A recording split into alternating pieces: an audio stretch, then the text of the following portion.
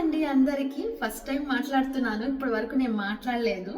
Anyway ఇవాళ మా ఇంట్లో అయితే దేవుడి పూలు అయితే అయిపోయాయి. పూలు కానీ దేవుడి సామాగ్రి కానీ కొనాలి అంటే ఇక్కడ పెరుమాళ స్టోర్స్ అయితే ఉంటాయండి. అక్కడికి వెళ్ళి కొనాల్సిందే.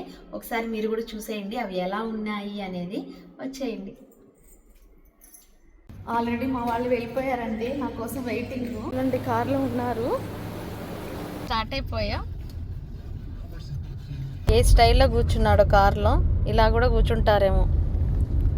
మను మను మా ఇంటి దగ్గర నుంచి ఈ స్టోర్కి వెళ్ళాలంటే 5 మినిట్స్ అంతే. ఇదే అండి పెరుమాళం ఫ్లవర్స్ అయితే ఒకసారి చూసేయండి. ఇక్కడే మేము ఎప్పుడు వచ్చినా కొనుక్కుంటాము. ఇక్కడ ఒక మంచి స్మెల్ వస్తుంది. వెళ్ళంగానే దేవుడి గుడిలో ఉన్నంత ఫీలింగ్ అయితే వస్తుంది. ఇంకా లోపలికైతే వచ్చేసాము. ఇక్కడ ఏవే ఫ్లవర్స్ దొరుకుతాయో ఒకసారి చెప్తాను, చూసేయండి. ఈ చామంతులు, రెడ్ రోజ్, బంతిపూలు, ఇది ఆరెంజ్ కలర్ బంతిపూలు, ఇవి ఆరెంజ్ కలర్ రోసెస్ అండి.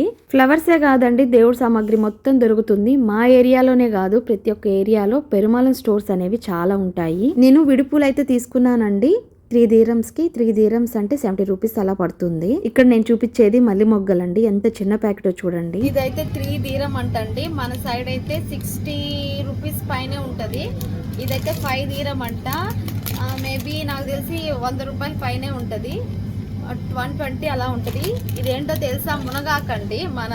మన పల్లెటూరులో కానీ మన సైడ్ కానీ మునక్కాయలు ఉంటాయి కదా, ఊరికనే మనం కోసుకొచ్చుకునే మునగాకు ఇది ఇక్కడ 120 రూపాయలు పెట్టి మేము ఇంత ప్యాకెట్ కొనుక్కోవాలి. మల్లెపూలు అయితే తీసుకున్నాను.